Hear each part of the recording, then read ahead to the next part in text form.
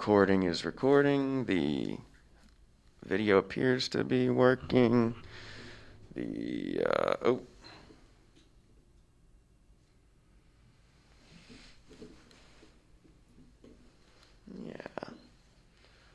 Looks good enough. Good enough. That's the name of this show. Oh, we are recording. Okay.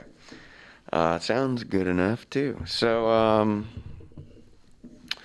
hello. This is my new show. Oh, let me take this off. I was wearing this to let you know that even though it's almost February of 2021, I'm still wearing a mask. So, I'm either a hero or a doofus, or probably both, leaning toward doofus and away from hero. But I am a hero in Lafayette, in the downtown area, and I'm decided to do a podcast. I'm going to take these off because I'm assuming it still sounds okay. But I guess I'll find out in... How long is a podcast these days? What are these days? What day is it? I think it's a Tuesday. It's the 12th of January. It's 6 days after Epiphany. So the Epiphany is worn off, and all revelations seem less revelatory, maybe, in retrospect. That's one of the main reasons I decided to do a show today, was to talk about retrospect. And also because all I ever seem to do is jibba talk. And my girlfriend, Michelle, who kind of calmly insisted that I do a show, instead of talking her ear off, I can talk the internet's sort of ears. I don't know. Do you watch the internet with your ears? How do you absorb the internet? I guess for some folks, they get it more with their ears, some more with their eyes, some mostly with their thumbs. I try not to thumb it so much, because then I would feel like giving it a thumbs up or a thumbs down, and what do I know, right? What is an opinion? Well, that's part of what I want to talk about today. Opinions. Should you have them? Do you have them? Maybe you do. I do.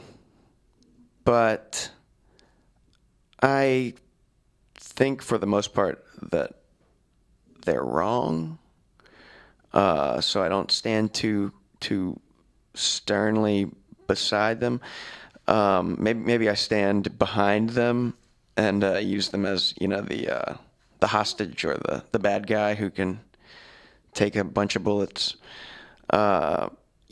Opinions are one of those things, as they say, everyone has them, kind of like your rear ends, but some people don't have rear ends, Some people, you don't notice their rear end, some people you do.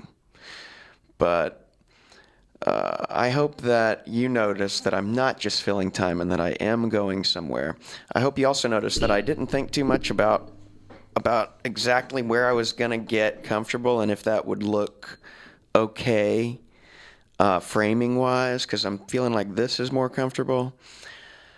But I'm not going to look. The screen is behind me. I'm looking, but through the reflections, so I can't tell if it looks good, but it looks okay. I don't know. What does anything look like? Some people know. Some people don't. Some people don't care. Some people care and still don't know. But I know one thing, which is that I keep hearing a popping, which means I'm going to turn this down rather than assume that my audio is actually bad, because I think rather than my audio being that bad, I think those $9 headphones are bad. And I'm still hearing it, even though I turned it down. So let me turn everything else in this studio down to the point where hopefully I haven't turned myself down, but I don't. Good. I don't hear that popping sound anymore, which wasn't frustrating me at all. Didn't cause my mind to wander at all. Let me tell you that. definitely hasn't, in some strange way, dictated the very direction this podcast has taken thus far. From this point on, though, I'm in control, and not some crackly sound that you probably didn't even hear, but I couldn't stop thinking about. So the thing that I wanted to talk about today was kind of the nature of creation of, well, I guess it's being a bit presumptuous for me to call this art, something like this, especially a form of art or media that is by its nature editorial, taking positions, having opinions. That's, I guess, something I'm going to do today, even though in my notes, my point is largely to not do that.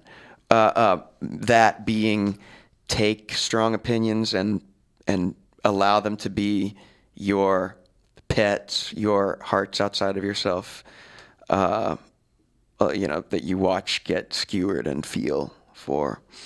Don't do that. I'm going to do that for you, and by the end of this show, none of us will have to. Yes, maybe. So, yeah, I don't know what the name of this show is yet. Was thinking it might be Midpoint, which was a show I kind of tried to start a while back and didn't do enough of. But a show whose ideological bent I often find myself thinking about and, maybe like defending in my mind, imagining how one or another argument might go on that show. So that's this show. And that over here is a banana, which I'm going to maybe take bites of from time to time, even though that might horrify some viewers. I get it, oral fixation and all. But that this doesn't resemble anything really. So yeah, my reason for doing the show is I think mainly today to kind of talk about what a show like this would be about. And this show, I think, would be about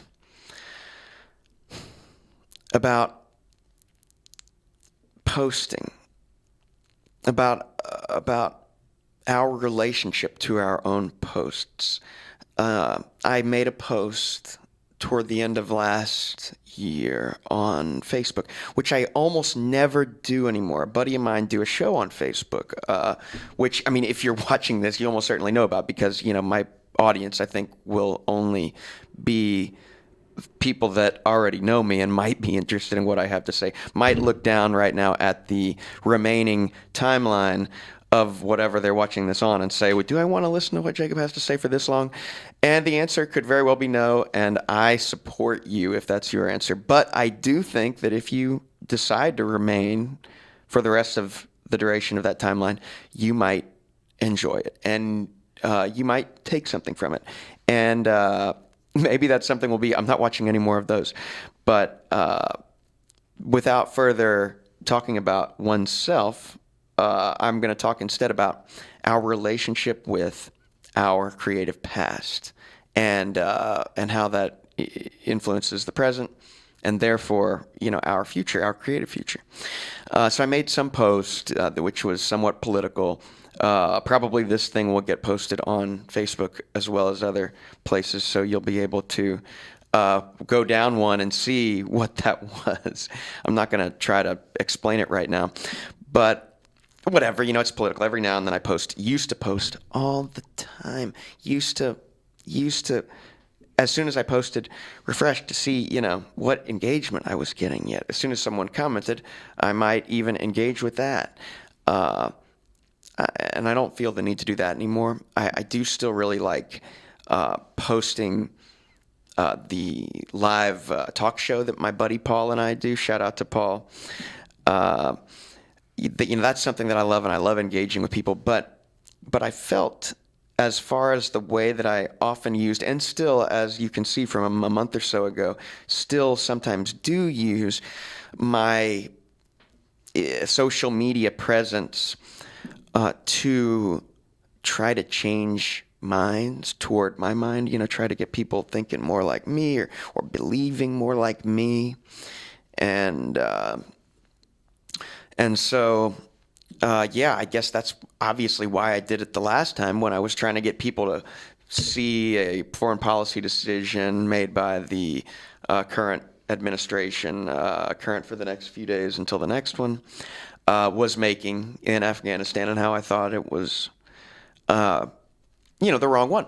But interestingly, myself of certain pasts that I'm now imagining would think it was probably closer to the right one. Definitely would think that it was closer to a right foreign policy thematic than we were, the U.S. was used to taking over the past, half a dozen decades.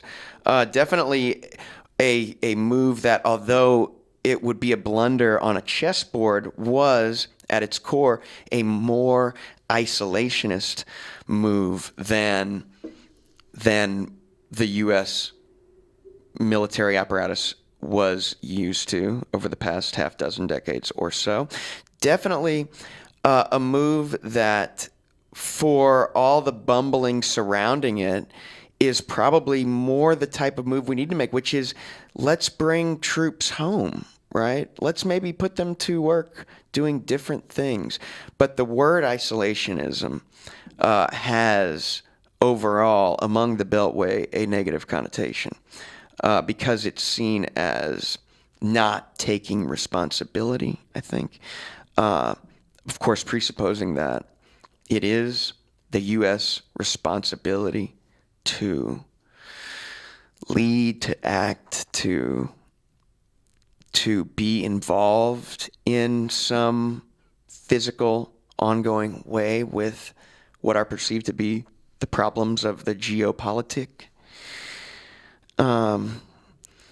So even a day after I'd posted it, I was starting to think, whatever, I don't know. Do I really agree with what I said? And a week after, I don't think I did anymore, even though I very much understood where I was coming from. And still, feel that way. I just feel more ways. I feel more ways than I did then. And I think the goal of a philosophical being, of which we all can be, is to feel new ways. Every day feel some different ways. Maybe feel a way that you're like, oh, I don't really feel that way. I felt that way, and I realized I don't feel that way. But you were able to feel it. And then it brings me to some words I've known since I was a boy, which are that a foolish consistency is the hobgoblin of a little mind, espoused by little statesmen and philosophers and divines. Think what you think now in hard words, in words as hard as cannonballs. And tomorrow, think what tomorrow thinks, though it contradicts everything you thought today. I found those words at the right time in my education, and they really meant a lot, and they're words that I look back on fondly and try to continue to embody. And it's funny because they're the kind of words that are calling into question our very relationship with words, our very relationship with whatever is going on, from the consciousness to our relationship with our lives and our reality. And that act of translation that goes on from the interior to the exterior world and back is the creative act. It is the same sort of thing that happened when I was riding down the road from New Orleans and heard this news item, thought about other news items from that larger news narrative, began to feel certain ways, and felt strongly enough that I needed to make a Facebook post.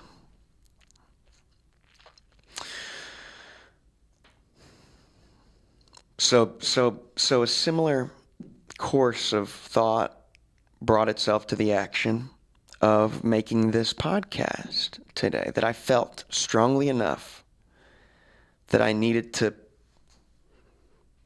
talk about it. And I find that the short post is maybe a little more of an easy way out, because you can craft it and you can feel that way. And by the time you post it, you might not really even feel that way anymore. You feel a different way. You certainly feel more organized in your thoughts. You're able to, order your thoughts into sentences, into paragraphs, into an argument. And in the moment, you're less able to do that. You're able to, I prepared for this show, I've been thinking about what I wanted to say. I've written down some specific lines that I thought would lead me to being able to get what is in, out, and onto, the digital slate and out to others, or at least available to others if they wanted to listen. But in doing that, my mind started to change. And the idea that I initially had started to take on a little bit of a different tang. And so that now by the time I'm sitting here, which is like an hour after I meant to start, and different things happened that caused this to take a little longer, some of them self-inflicted, until I was finally able to sit down. I don't feel the way I felt earlier when I was writing some of these ideas down.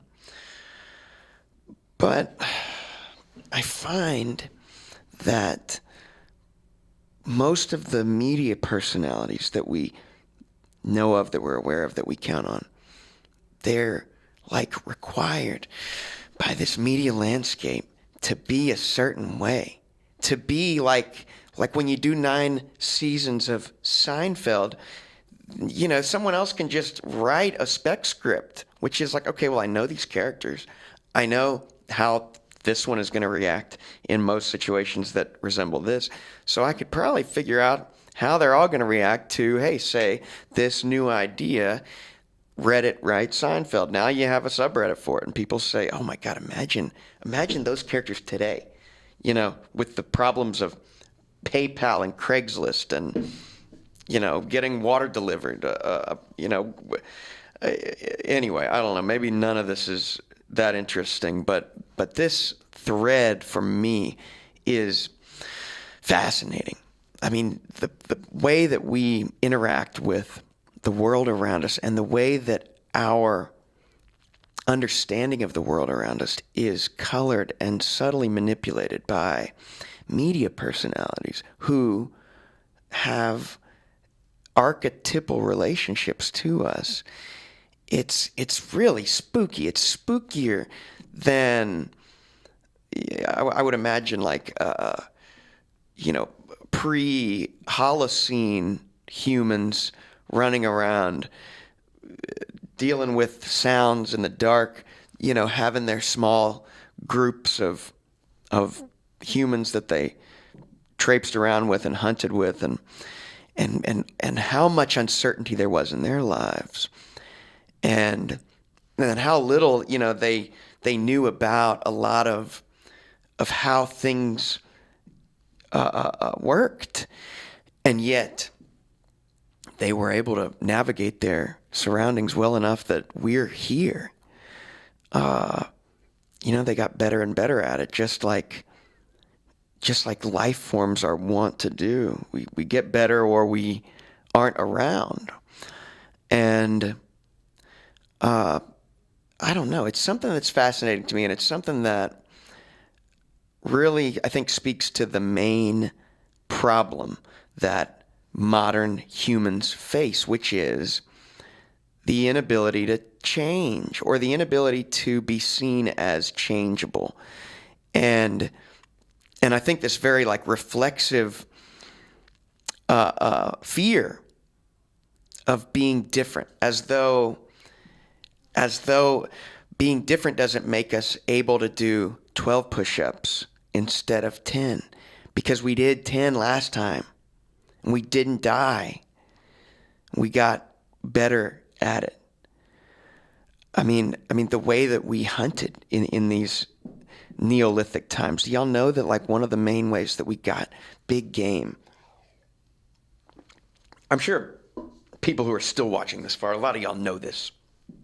But one of our main hunting strategies way back was to just get a few people together, spot something, and keep up with it all day and all night, Fitbit style.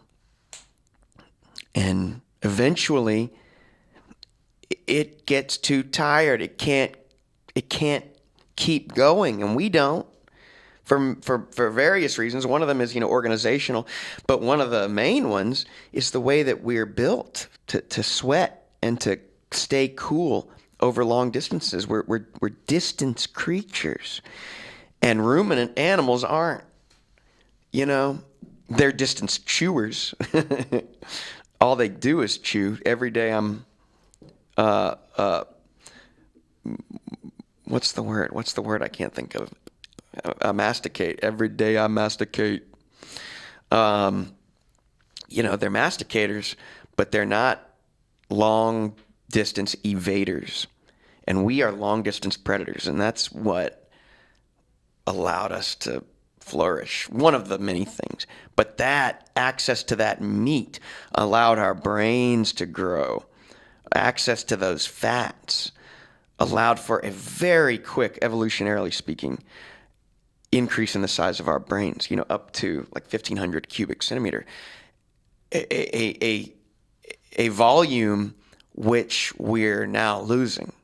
The modern human brain volume is 1,300, 1,350, 1,250, depending. Our brain size has gotten smaller, but, there are so many reasons why we might not really need as big a brain, especially as we used to. We don't. The funny thing is that although we don't need it for a lot of the same things, because things are more predictable, because our lives are more routine, I think we also think we probably are smarter than maybe our ancestors were. I don't know if that's the case. I mean, they're pretty smart parrots. They don't have a 1,500 cubic centimeter brain. But I think that part of that problem that we have as a species right now, that resistance to change, is a same. It shares parallels with another one of our problems, which is that we overestimate ourselves, our abilities. We overestimate ourselves, and yet we underestimate ourselves, because we, would rather remain in the same mindset, believing the same set of things, than to say, oh, you know what, actually, I don't know. That's pretty scary, but I'm going to go ahead out and say there that I actually don't know. And I'm going to have to find out. And in the meantime, I'm going to have to feel ignorant, feel uncertain. That is a place where we reveal our weakness and therefore become stronger. And that is a place where I feel that many of us are afraid to go. It's afraid to, walk around naked. Which you should. You should feel afraid. Do not do that unless you're at your house, and then I don't know. I mean, what are the rules? I know we're supposed to lower our shades at sundown or else we're like bad neighbors. So I do, but yeah, I don't know. So that was the first part of the show. When I remembered that Emerson line, which I'll repeat, I guess, just so that we can kind of stay on track, something like a foolish consistency. You've heard it before. You've heard the abbreviated version, at least. A foolish consistency. Wow. A foolish consistency is the hobgoblin of little minds. Meaning that doing the same thing. It's kind of like the line that is always ascribed to Einstein. I don't know if he actually said it. The definition of insanity is doing the same thing and expecting different results. That's not the definition of insanity, but that does seem like a pretty dumb thing to do, to continue to do. I don't know. The way I keep having to charge this phone because it's just so decrepit, and I have to kind of set it in just such a way, and then after a while that doesn't seem to work anymore, and I have to kind of find a new way to set it, and then just nobody. I'm not answering the phone while it's charging. Sorry. So just assume when I don't take your call that my phone's charging, and not that I'm an inconsiderate person. So the line is, a foolish consistency is the hobgoblin of little minds, espoused by little statesmen and philosophers and divines. And then Emerson gives the admonition to think what you think now in hard words, in words as hard as cannonballs. And tomorrow, think what tomorrow thinks, even if it contradicts everything you thought today. Wow, I just feel like that is an important thing to strive for, whether we reach it or not, to not become tied to the stance we took, and instead be tied to listening to our senses, listening to the alerts, all the little things that might have told us 100,000 years ago, whoa, hang on, don't go this way, because you might fall, or there might be 1,000 antelope around this bend, and suddenly the fact that one is tired doesn't mean anything, because it's about to be the Lion King up in here. We need to remember that we're equipped with a ton of alarms that we've gained over 3.5 billion years on Earth as varyingly adapted creatures. And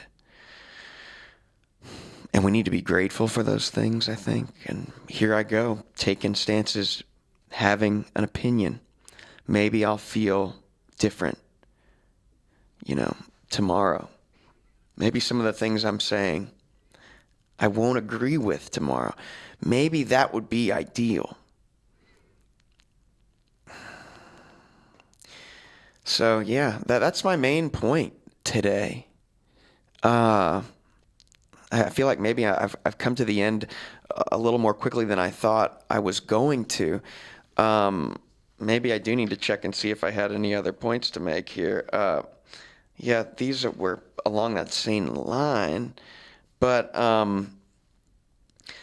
don't know. So the other place that my mind was going along this grain earlier was that more doesn't necessarily mean better. And so maybe that's the perfect thing to be reminded of when I want to continue on a bit longer, because maybe the amount that I've spoken so far is just about right. In fact, maybe that could be the beginning of a future episode.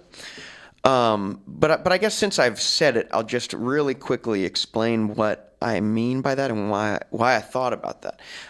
Because I've heard people kind of say, well, if one is good, two is great. If two is good, 20 is even better. And how that feels like, yeah, it might really bear out and that might be true. But on closer inspection, sure, sometimes, and other times it could be dead wrong. The way that I was thinking about it earlier was just with regards to driving, and the idea that if 35 is a good speed limit, 45 is even better. And, depending on where you're going or how many people are around, that could be true. I mean, sometimes I'm booking and I just want to get somewhere and 45 seems right. Other times I'm in a neighborhood, and whether I'm in a rush or not, slow down.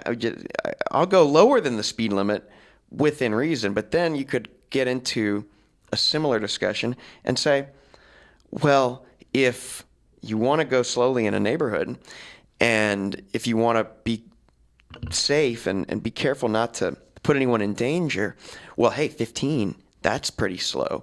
Maybe more is better. You could go even more slowly. You could go 10. You could go 5. But then where does that lead us? Because I feel like there's a speed at which you're just being dangerous in a whole new way, doing 2 miles an hour down a road, and somebody might get into a different kind of accident, coming around the bend doing 10 and bump right into you. Maybe we need to meter ourselves rather than rely on anodyne axioms like more is better. Maybe better is fluid. So I guess that sort of relates to what we were talking about in this episode. But I don't know. I feel good about what has been said here. I feel only a little worried about going back and listening to it and seeing if this made any sense at all.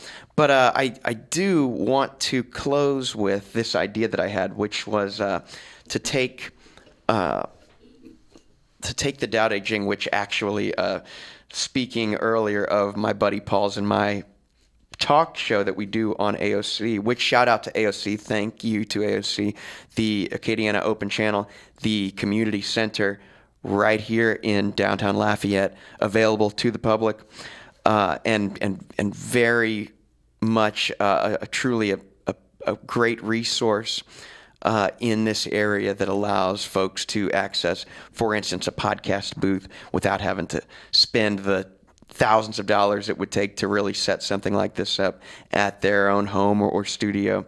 Provides a video studio space with a green screen, with a computer lab with editing software, all sorts of cool stuff. So shout out to AOC for allowing me to use this space to make this content. And and so I'll go ahead and finish with reading the Tao Te Ching, the entire thing. Yeah, sit right back. It'll only take 2 hours. No, my buddy and I do a show here, and for like 2 years, every Sunday that we did a show, which was sometimes like every Sunday, I would read a random chapter from the Tao, and then after like 6 months that I was like, okay, you know what? Rather than this go on forever stochastically, I'm going to start at the beginning, and every episode I'm going to read a chapter. And there's 81 chapters in the Tao. They're short, they're a page long. And so I started doing that. And like 2 years later, I had read every chapter of the Tao on Jacob and Paul, Off the Wall. And I don't know. I loved it. It's one of the books that I've come back to the most in my life, and I would consider it, an important text in my philosophical upbringing. And so the idea that I had was, why don't I flip to a random one? I'll read from one of my favorite translations, Stephen Mitchell. And then I will flip to the same chapter, and I'll read it as translated by Ursula K. Le Guin, who is a great 20th, 21st century sci-fi writer, and just a very well-respected narrative author. She obviously also very much liked the Tao, and so she got in and over time, she translated it. And an interesting aside, real quick, about Chinese and about ancient Chinese. The crazy thing about Chinese, and a scholar watching will say, "No, you're wrong," and an idiot. But they watched this far, so they must like something. But a scholar will probably say that this isn't exactly right. But basically, as I understand it, the characters in the Chinese language are like all nouns, kind of like, I mean, they all represent like a person, place, thing, idea, a thing. They all represent like something in physical space or mental space. And so the same collection of characters can be taken a lot of ways. It can mean a lot of different things. Imagine in English how we have idioms, and out of the park, out of this world. I mean, there are a lot of ways that we can say one thing by using different words. And I think that with the Chinese, like, you have that reality times an order of magnitude. So it sounds like a cool language. Maybe one day I'll try to learn to read kanji. Probably not, because I'm already too busy bringing you this great content. But yeah, so I'm going to flip to a random chapter, and hopefully it's one that I like. But I like them all, so I flipped to 44 and 45. Oh, that's kind of interesting with where we are today. So, yeah, I suppose I'll read 45. Why not? Okay. So as Stephen Mitchell translates, chapter 45 of the Tao Te Ching. True perfection seems imperfect, yet it is perfectly itself. True fullness seems empty, yet it is fully present. True straightness seems crooked. True wisdom seems foolish. True art seems artless. The master allows things to happen. She shapes events as they come. She steps out of the way and lets the Tao speak for itself.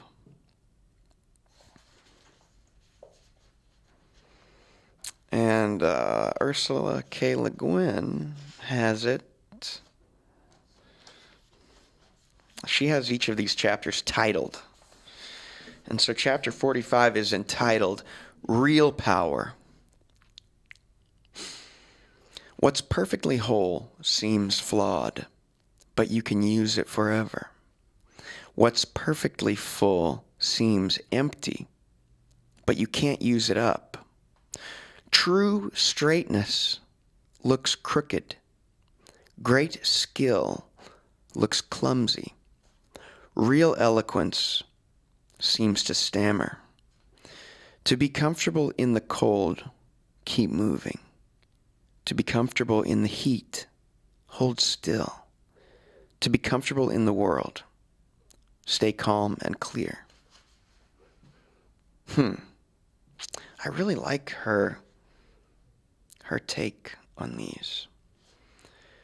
Yeah, so I don't want to editorialize further. I really love that. I really love this work. It's like 2,500 years old-ish, depending on which scholar you believe. But I feel like that stay calm and clear. Oh, wow, easier said than done, right? Thank you. thank you for watching or listening. And thank you, me, watching this later, wondering whether to post it or not, for posting it. This has been Jacob White. This has been Midpoint. Have a great existence.